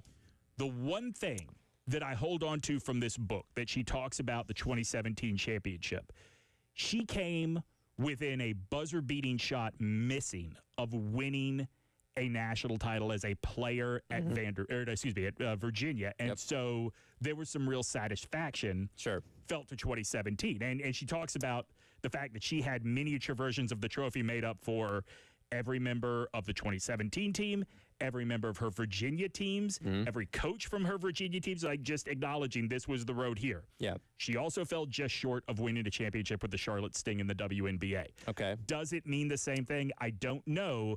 But at the end of the day, it is all going to be contingent on, is there a team in Philadelphia? Now, we're talking about this from the standpoint of her coaching a WNBA team in Philadelphia. What if, just as a way of getting in and still being involved, what if she was part of the ownership instead? If she has a small stake where she's not coaching, still involved, could still be here at South Carolina, but also has something to do with that as well. Let me put it this way. If the 76ers do get the rights to a WNBA franchise, and we know next year the WNBA is going to add 2 teams in Portland and in Toronto that will bring them to 15 teams. It would be crazy not to think they're going to add at least a 16th, if not try to get to 18 at some point, right? Sure. If Philadelphia gets one of those teams and she is not gifted or given the opportunity to come in as an owner at a low, affordable rate, because there's a very different, no matter how successful you are as a coach, it's a very different financial bracket from owning a team, right? They would be foolish. Yeah. They would be foolish. Like, her name still carries weight up there. Yeah. And I almost kind of wonder, because again, you're talking about the WNBA season not quite crossing over with women's basketball, and yes, with one ends, one begins. Is there a role she could have with that team that she could do to some degree in the offseason while also still being here? I mean, is that possible? She's what? She's 55 this year. Is it possible that they create a role for her that they just let her know, hey, 8 years, 10 years? Yeah. If you want to come work day-to-day, awesome. She's involved. Or it could be as simple as, hey, you have this minority ownership role 8 years, 10 years from now, you'll be on the broadcast. Yeah, maybe so. I think if the WNBA goes to Philadelphia, that is when, as Carolina fans, we have to wonder, okay, who's next? Who's next up? Because I don't know the chance to coach basketball at a high level in Philadelphia. I don't know that anything in South Carolina can compete with that in Dawn's mind. And that, again, as she's talked about many times, she's committed to coming here. People have asked her about coaching men's basketball. People have asked her about going to the NBA. But the WNBA, especially a team in Philadelphia, might be that one thing that could possibly get her way. And again, we don't want to see her go because obviously, we're in the midst of a dynasty right now, and you want to see that going for as long as you can. But that is something that I think should at least get people's attention of being a possibility if it comes to fruition with Philadelphia. Can I tell you something in the book that absolutely gutted me? What is that? As an Alabama fan. Okay. The realization that she interviewed twice in Tuscaloosa in 2005. Really? And just decided the only thing keeping her from it, because she said at the time, the SEC was the conference taking women's basketball seriously. That was the opportunity to go to the SEC. Yes. She just couldn't see herself living in Tuscaloosa. Wow. And as somebody that lived in Tuscaloosa for 4 years, Dawn, sister, I get it. But damn it. Oh, man. What's the worst part about Tuscaloosa? I mean, literally, if you are not on campus, it's just a bummer of a town, man. Okay. I mean, Columbia's a city, a small city, but a city. There's a lot of things to do. The most happening thing in Tuscaloosa off the campus is the Target. I get it. That sounds like my friends that went to Georgia Southern are like, yeah, there's a bar. Yeah. Yeah, that's pretty much it. Yeah. It's interesting. Dawn got her statue this year. Sure. A couple of years ago, Ray Tanner got the field named for him at the baseball stadium this year. Those are absolutely transformative coaches. Of course. In the pantheon of Carolina athletics. I would argue, even though he doesn't have the hardware, Steve Spurrier is in that conversation too. Okay. And I think it's kind of crazy that there's not a Steve Spurrier statue in Columbia. I will defend that. You are welcome to tell me I'm wrong. I will hear your argument from the other side if you want to call or text 803-404-6100. But we're going to dive into why it is time to consider a Steve Spurrier statue in Columbia coming up next here on 107.5 The Game.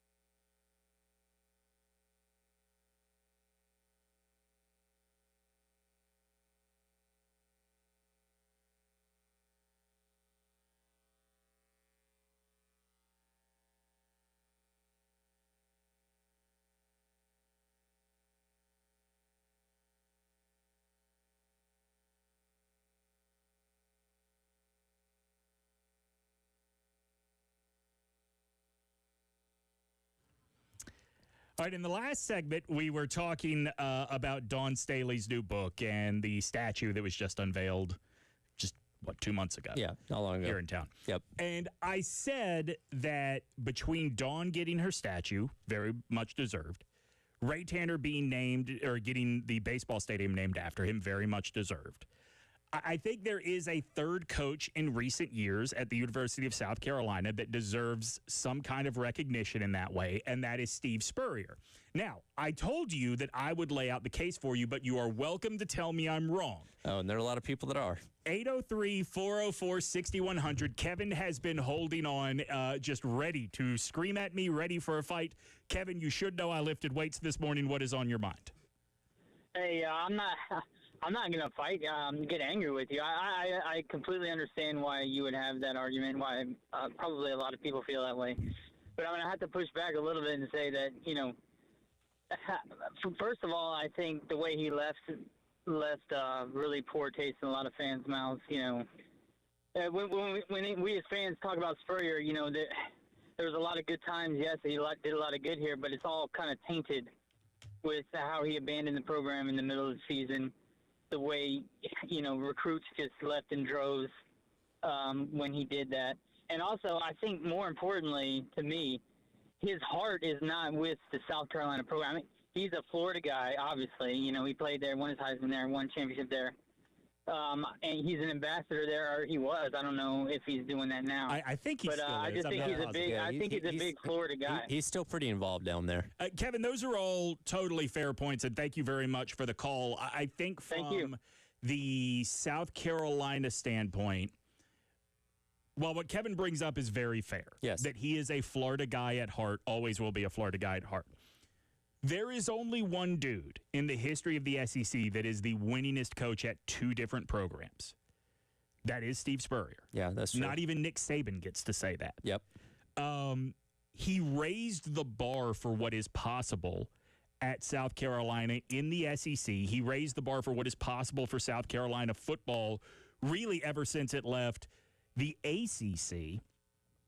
My only question is, and I think this is a fair one to ask yourself if you are in whoever's position it is, whether that's coming from the athletic department office, the AD's office, whether that's coming from boosters, whatever.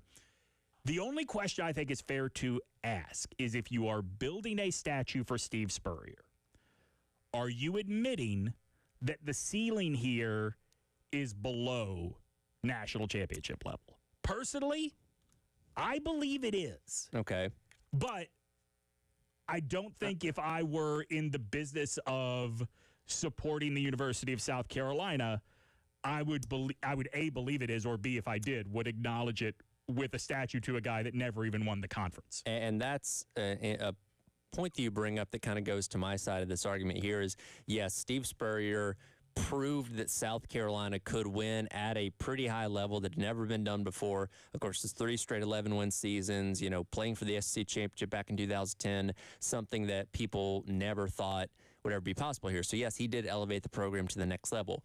I'm in the camp, though, that less is more when it comes to statues, right? Like your level of what you have to do to get a statue, and I'm not just talking here at South Carolina, anywhere, should be really, really, really, really, really, really high. Here at South Carolina is a good example. Think about all the success Dawn has had. Only one player gets a statue. That is true. Outside of Colonial Life Arena. Yes. All right, so that's fair. Yes. And for me, I feel like had Steve Spurrier won a national championship here, unquestionably, yes, there should definitely be a statue of him outside of Williams-Brice Stadium. Didn't get to that point. Again, and a lot of people's problem with this, as Kevin just brought up, was the way that he left the program, left sour taste in people's mouth. In fact, I go back to, I think it was 2 years ago when they honored Spurrier and one of those teams, I think it was the 2013 team, at like the Jacksonville State game. Mm-hmm. And we spent an entire hour on the show one day taking calls and getting people's reactions to how are you going to receive Steve Spurrier, because I think that may be one of the first times he came back since leaving a handful of years ago. And the vast majority of people said, I will clap for him, cheer for him, but I still am slightly upset about what he did. And again, not the public opinion necessarily matters when it comes to building statues, when it comes to those kind of things, but I do think that tainted him a little bit in people's minds. For sure. But for me, again, you have to be championship level coach at whatever school you're at to warrant a statue, in my opinion. Well, I tell you what, a guy that I've been exchanging text messages with while we have been talking about this, someone who would know very well, has covered college football for decades. Yep. Saw Steve in Gainesville, saw Steve here. Tim Brando, formerly of CBS, the SEC on CBS, now of Fox Sports. Tim will join us next to give us his perspective. Like I said, he covered on a national level college football, two very different eras of Steve Spurrier. I'd love to hear what his take is without the bias of looking at it from within the confines of Columbia, South Carolina. Okay. Tim Brando from Fox Sports set to join us next. That is Tyler Head. I am Demetri Ravanis. You are listening to 107.5 The Game.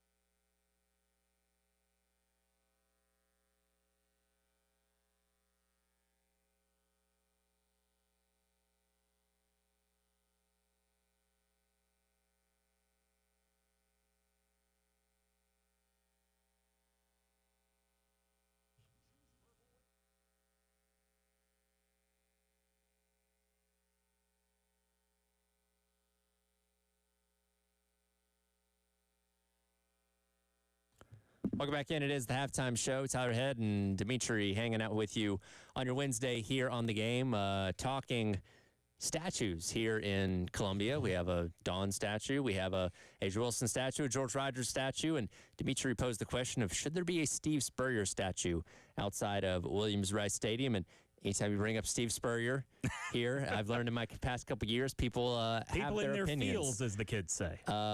Chris says, strive higher than 3 straight 11-win seasons for a football statue. Although the old ball coach did say, I'll do my best Spurrier impression here, don't have to do much to break records around here. Well, a man that covered Steve Spurrier both at Gainesville with the Florida Gators and here in Columbia with the South Carolina Gamecocks, a man you saw on your TV every Saturday on the SEC on CBS, and now you see him every Saturday night on Fox. He is Tim Brando. Tim, thanks so much for joining the show today. Good to be with you, Demetri. Tyler, you as well. And, yes, you're being kind to me, Demetri. I also covered him at Duke.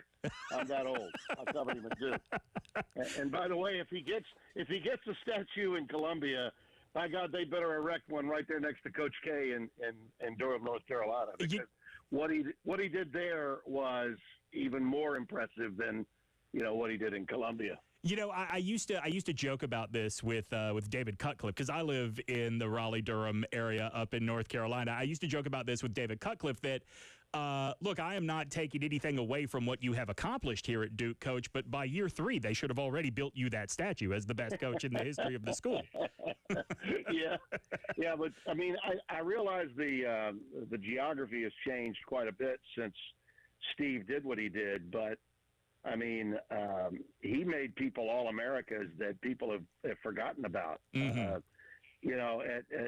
that position in Duke. And, I mean, no one ever thought, even with an 18 conference back then, that Duke would ever win a conference championship. But, that's where really the fun and gun was founded. And I remember how apprehensive all the other athletic directors around the country were at that time to hire Steve, because he sort of made a mockery of the profession. The younger version of Steve Spurrier was, I don't think it's that hard. I mean, I'm playing a lot of golf. I'm a 5 handicap. I mean, I can still win ball games. And he was so accurate. He was right. I mean, he did. He was never one, and I think that's one of the reasons he stayed around as long as he did, is because it was never his entire life. Yeah. He got the most out of each day and out of everyone that worked for him each day. And at the moment that the business was beginning to change and it was becoming 365, 24/7, he got out. And I know a lot of people in Columbia were upset with his exit because it happened during the season. And I would just tell them, and listen, I love the fans of Columbia. For years, I said, and I still do believe, that they're the best fans in the Southeastern Conference, because they have long languished, and whenever they had just consistent winning, they were the most appreciative of fan bases. And I came in there during those years at CBS, but I also was doing those games back in the 90s with Jefferson Pilot, when Brad Scott was bringing in a new team, and so many other coaches came in post Joe Morrison. Joe Morrison had in the 80s, he had a nice little 3-year window of success, the man in black, God rest his soul. But, you look at the history of that program, and I don't think Lou Holtz gets enough credit for setting it up for Steve's success, because he won 3 straight bowls, beat Ohio State in successive years. But he knew that Spurrier could take it to another level, and when he walked away, he helped engineer Steve's arrival, and because of their relationship. And Steve did a magnificent job. He absolutely did. But I know we're statue happy in this country at universities. I think even Steve would probably be a little embarrassed to think that there would be talk of putting up a statue of him in Columbia. I really believe that. So I hear what you're saying, and you're right. Like, I don't think it is something that Steve Spurrier feels like he needs in his life, a statue here in Columbia. Right. But I look at what we have done here this year, right? We have the Dawn Staley statue, very well deserved. Ray Tanner got the baseball stadium named after him, very well deserved. Both of those coaches changed what we believed was possible for their sport here at the University of South Carolina. The only thing they did that Steve didn't was win the national championship. And I think given the history of South Carolina football, that would be a pretty big ask in order to honor a coach as the best that you've had. That's true. That's true. Yeah, you raise an excellent point. There's no doubt about that. And every school has that nature of politics that they have to deal with. I know as a native Louisianian, I went through a lot of political crap over being a part of about a 6-member group that just powered its way through the LSU Board of Supervisors to get Dale Brown's name put on the basketball court. And the argument against Dale was that he had never won a national championship. And God, do you realize how bad LSU was for years in basketball? Right. And how hard it was in the 80s to build a program in the Southeastern Conference with the dominance of Kentucky. And, I mean, he was really the first. He beat Kentucky 18 times. No other coach comes close, not even Bob Knight, who played him every year, came close to that. And his level of success beyond that from a national level, 2 Final Fours, I could go on and on about what he accomplished. And yet there were these people, well, he didn't win it all. You know, this whole win it all concept is wrong. I agree with you there. The fact that you build a program from the ground up and you took it when it was absolutely nothing, and you built a culture, and that culture lasted a period of time. And it doesn't have to be as long. Dale was there for 25 years, so to me it was a no-brainer down there. This was a sort of a blip on the radar screen for Steve in his own incredible career, and his approach and his character obviously flew in the face of Dale and a lot of other coaches who he would admit readily were not always with him. You know, colleagues of Steve Spurrier were not always that fond of him when they were coaching against him. But I think in the years afterwards, the years since he left, I think his resume has only grown, and that's absolutely the case, because he, in my opinion, deserves to be on the Mount Rushmore of college football coaching, and that's even with only one national championship. Other guys have won more national titles. Clearly, they won in Tuscaloosa particularly. But if you think about where Florida football was, okay, before he got there, think about where Duke football, and then South Carolina. My God, he did not need a culture quite like Nick Saban needed a culture to be successful. You're going to tell me Nick would have accomplished all that he did at Alabama if Alabama had not had the 6 titles that Bear Bryant got, and the, what is it now, 25 that they claim they have from the polls prior to that time? No, I don't think so. It didn't matter at all to Steve where the place was. And that's part of, to me, his greatness, is that he would take on the worst possible set of circumstances at any school where somebody said, there's no way you can win there. It's absolute coaching death. And he would say, yep, not a problem. We're going to go in, do what we do, and we'll be fine. You know, and he was everywhere he stopped. So, Tim, it's obviously been a decade now since Spurrier left. Believe it or not, it's hard to think it's been that long. And for somebody like yourself that covers college football from a national standpoint, he, again, came in here and proved that you could win at South Carolina at a pretty high level, just below winning championships. How much of that influence is still felt today when you think about the Carolina program, and we're talking about Shane Beamer and like what the expectations are coming up in the 2025 season because of what Spurrier was able to do here? And it's because of him that the pressure is there. Yeah, there's no doubt about that. And Shane knew that, though, before he took the job. And being a student of the game as Shane is, and by the way, I'm a big, big proponent of Shane Beamer. I thought he did a remarkable job last year. And the year before that was, I mean, I think he got there probably sooner than people anticipated, which only makes the need and the fans, as Howard used to say, they'll want for more success, even greater. You know, Steve didn't have to deal with any of that. I mean, he really didn't. Nor did Lou Holtz. I mean, and Lou came in talking national championship at his very first press conference. He was working games with Craig James and me at CBS the year that they recruited him away from the College Football Today in 1997 and 98, and Mike McGee was on the phone with him while we were off to do an NFL game in Nashville, Tennessee. And I'll never forget the planning that went behind that and trying to get Lou to come. And I remember Lou saying, "I just told us would they forget it? Will they forget I was Notre Dame?" You know, he was concerned that people would forget that he coached Notre Dame by going to South Carolina. I mean, he was doing a they love me not type of routine with us on the road while he was determining whether he was going to actually take the job. It turned out to be a great move for him. It was his final act. And then when he walked away, he was very comfortable because he knew Spurrier was going to take it to another level, which he did. I mean, Steve took it to the level where now the job is a much better job, and Shane has to coach to at least that level. That's the standard. And what Steve didn't do was win a conference championship, and the conference championship is what always mattered more to him. Even at Florida, in their heyday, he cared more about the conference championship and getting to Atlanta and winning than he did about a national championship. Of course, you know, he got embarrassed in the first one, came back the following year and won it all in a rematch against Bobby Bowden. But I mean, that's the thing.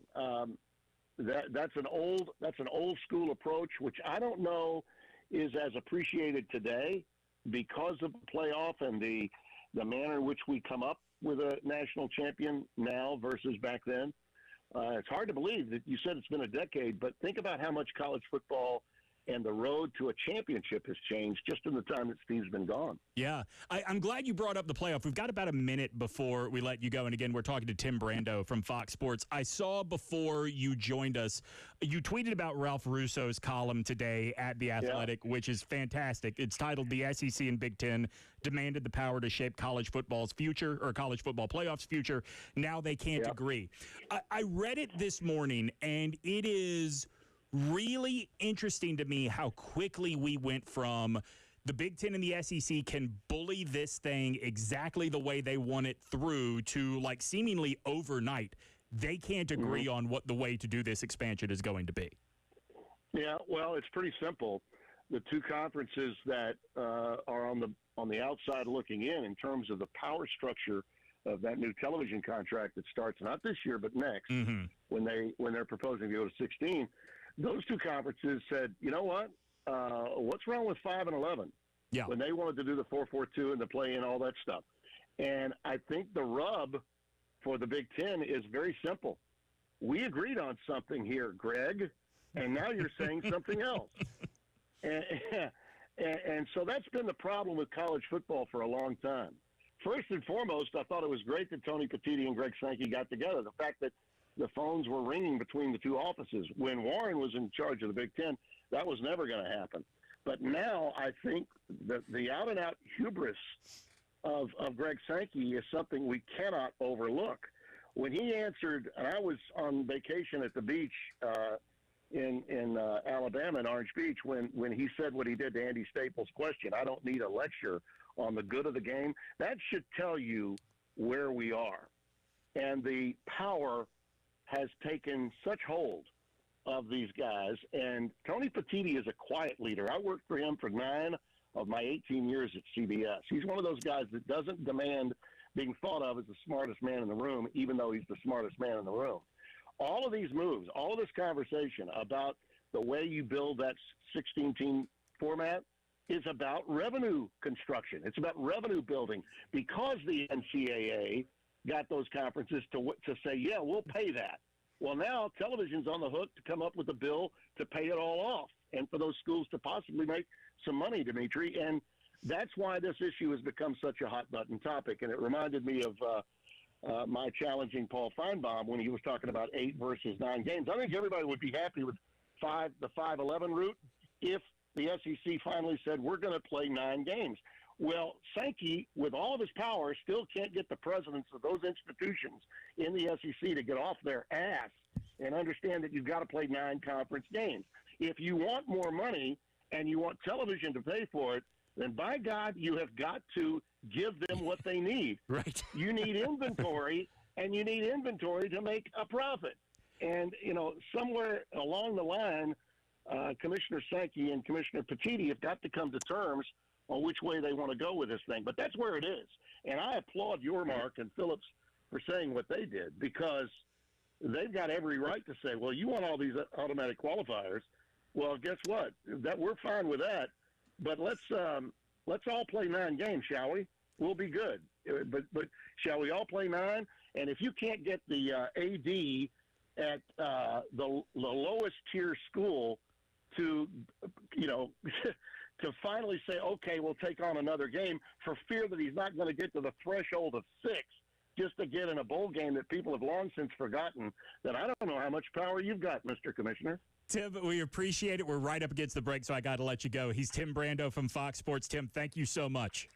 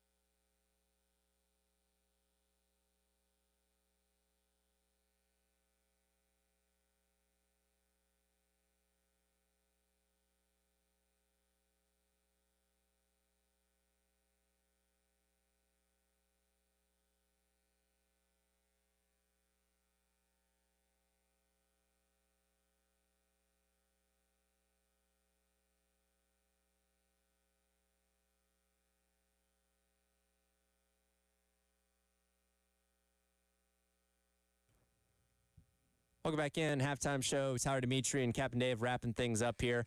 We'll modify the Firehouse Ups text of the hour and hit a phone call of the hour as we wrap things up. The hot button topic of the hour is the Steve Spurrier statue. Yes or no? Chris, been waiting on the Love Chevrolet phone lines. Got about 60 seconds. Chris, go ahead. I started Carolina at 65. I've been here, and this was the death knell of coaches. I'm glad to hear that somebody has finally acknowledged Steve Spurrier, because he killed that. We're not the same school that we were. So you're a pro statue then? No, actually, I'll tell you what. I was thinking, didn't he have something to do with that indoor practice facility? It's named after him. It's named after him and his wife. Yeah, I think that's probably about all. I think that's about all he should have. You know, I think he's, you know, he brought this football to what it is now. Okay. All right, Chris, thanks so much for the call. 803-446-100. People are very divisive on this. And again, he does. I don't think there's a street named after him here, but I'm sure there's some other things around. I think there was like a ceremonial, like, you know, one of the streets of the Vista is ceremonially called the Blowfish Street. Sure, and he's probably got like the plaque of the street sign or something like that. But yeah, the indoor practice facility, which is very nice for anybody that's ever been inside of it. And yeah, maybe that's kind of where you draw the line. When you win championships, that's when you start getting statues. Yeah, look, I think that all of these things, all of these honors are made up BS, and we can do whatever we want with them. That's very true. I think that, not to say they aren't earned, right? Yeah. Not to say the honor isn't earned. I think that the only thing that Ray and that Dawn did here that Steve didn't was win a title. I think that if you look at the impact on the program, Steve is a very important part of Carolina football history. Yeah, and again, there's no set guidelines on what warrants statue and what doesn't, but I feel like, again, kind of based on what we've seen here, and again, George Rogers won the Heisman Trophy. That's why he's got one as well. That seems to be kind of the line that gets drawn in the sand for Carolina programs. Yeah. Yeah, I mean, and it's a fair line. I just think, and I know people don't like to hear this here, I think the idea that this school is going to win a national championship in football, I don't think it's crazy. I think there's a lot that's not in place that has to be before it can be a reality. If somebody does it, if that's Shane Beamer, guess what? You're getting a statue. There you go. That'll do it for the halftime show. Demetri back in here tomorrow as we roll along through the week. Post-game show with Jay and Elijah up next on your Wednesday here on The Game.